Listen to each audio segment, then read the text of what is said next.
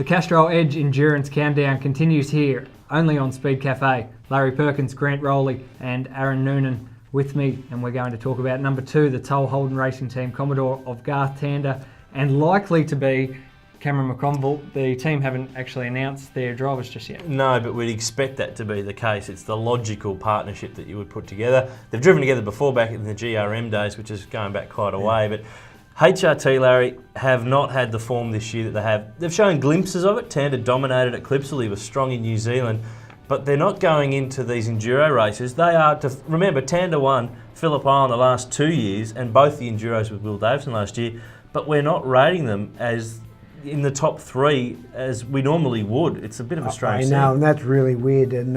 But what we've got here, we've still got a really good team. They will know why they haven't been having the constant car performance they want. In Tander, though, we've got an unbelievably determined driver. The amount of times that he's gone out in a single lap in qualifying or can rise to the occasion. So no question marks on Tander.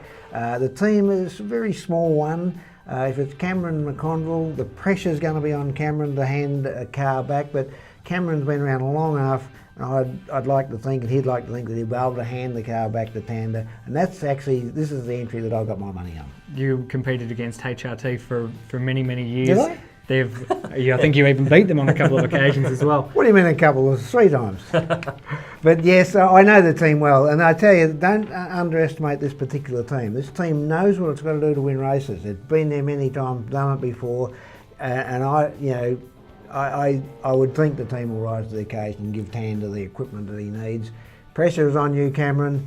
Keep handing the car back. I've got my money on you. No pressure there at all. I think the other thing too is that Tander's had pole the last 2 years. He's trying to become the first guy to get 3 poles in a row at Bathurst, which would be quite phenomenal. So that backs up the fact that he's so strong in qualifying in the shootout. And I don't know that I would put them as the absolute number 1, but I reckon that they're there or thereabouts, and they will probably not have such a bad number with the bookies because they have had a tough run this year. So they might be a good bet to throw some money on too.